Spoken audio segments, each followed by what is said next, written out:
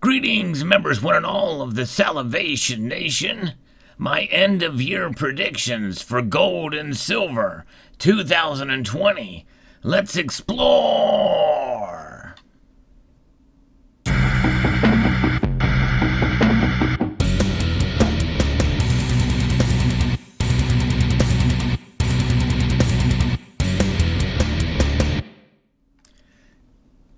"2020 has been quite a year, and there is a lot of things that have happened that has caused gold and silver to rise and fall dramatically, especially gold, but silver, especially with this dramatic loss of price in the paper markets to below $12 an ounce. Gold has reached record highs. It has been a crazy year. And you know what? Even though we are in the final month of the year, a lot can happen within that month.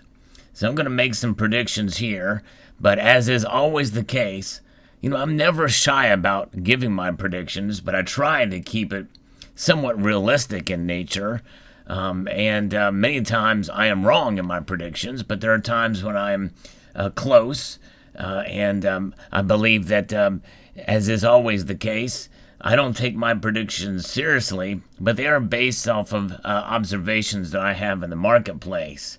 Understanding how predictions are made, you have to realize that, no matter what somebody says where the price of a particular metal is going to go or what it's going to be, in the long run, we know that gold and silver are there to preserve our wealth.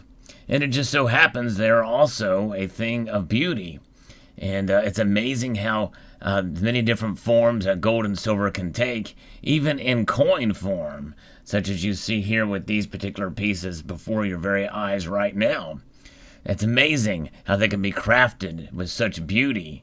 And so that's why I believe holding these can not only be a way to preserve our wealth, but also to enjoy.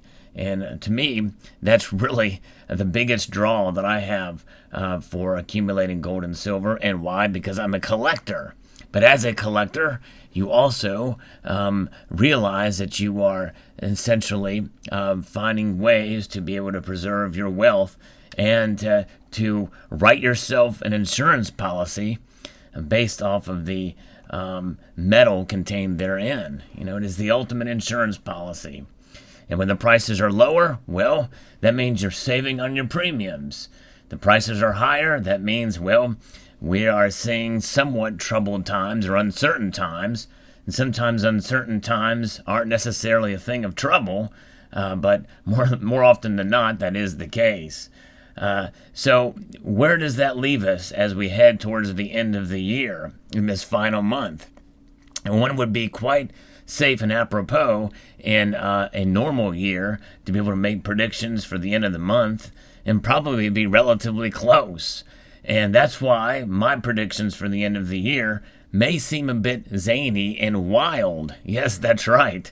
And it's not for reasons that you may think, but because of the uncertainty that we have going on leading up to the end of the year here. We have a couple of things at play. We have the coronavirus. The numbers are increasing, and whether or not, however you feel about any of these issues, which are all very controversial, we're talking now about how the market reacts to them.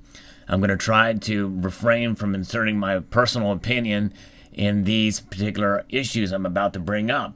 But gold and silver will be affected one way or the other, I believe, considering what's going on in the news and how the perception of that news is taken and translated or interpreted by the market reaction. Just recently we saw job numbers come in, and new jobs have been added, but not as much as they had expected. But really, when it's all said and done, they shouldn't have expected much more, considering that more states are doing lockdowns because of the coronavirus, but we're seeing numbers go up. So that's going to have an effect on gold and silver prices. Next, we have an uncertain election.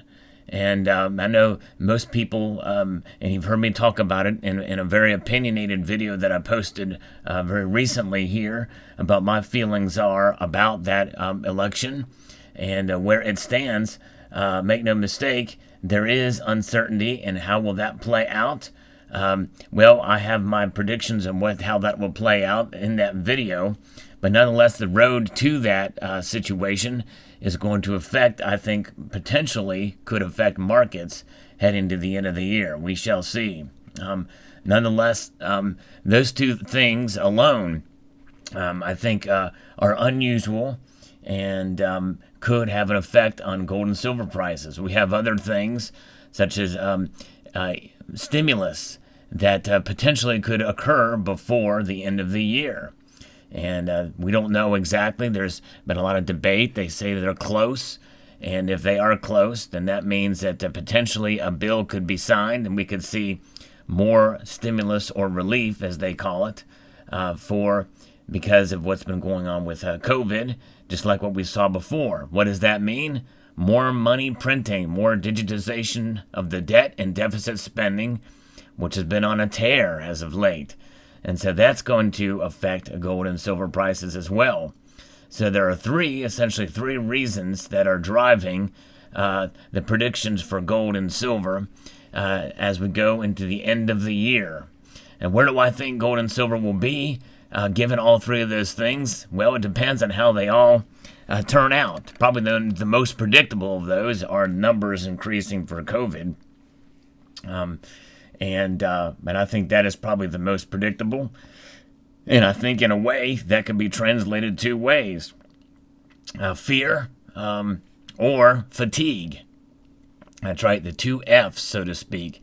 Fear or fatigue. We may have coronavirus fatigue in this nation. And of course, with the announcement of the vaccines being approved by the FDA, they think that will happen this month, sometime this month.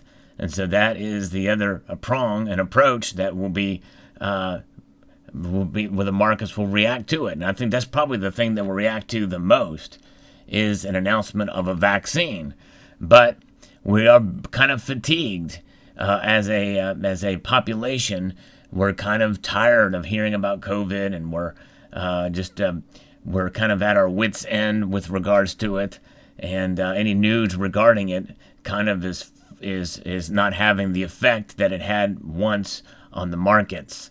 But I think the vaccine itself being approved potentially could send the markets in a specific direction, mainly for gold and silver down. And so that is probably going to be the biggest driver that's going to affect my predictions here. So what does that mean for gold and silver?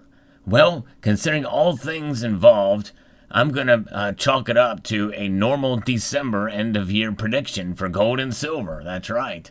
And it's pretty amazing considering all that's gone on this year and what could still happen towards the end of the year. I'm basically saying that gold and silver will be down slightly by the end of the year from where they are at as of the recording of this video.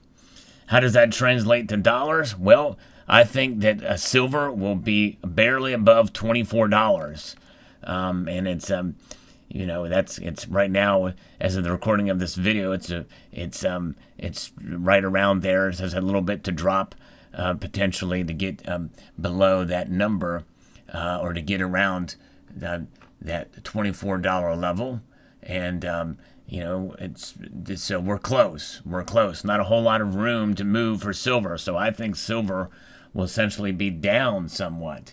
Gold, I believe that it's going to probably fall a little bit as well.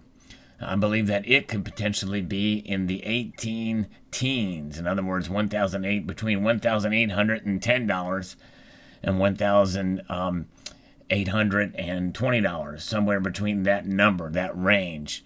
Whereas silver will be just above 24. I think gold will fall slightly as well. And because I believe that what's going to happen is the vaccine news is going to come out, and that may cause gold and silver to dip further than that. And then by the end of the year, if depending on the timing of that announcement, by the end of the year, those numbers will come back. And those numbers will... but they won't reach to where they are at this point in time, because of the nature of the holiday season and where people's minds are focused. They're not going to be really dabbling a whole lot in the precious metal space and the ETFs and providing demand in that area. So that's kind of what I'm thinking.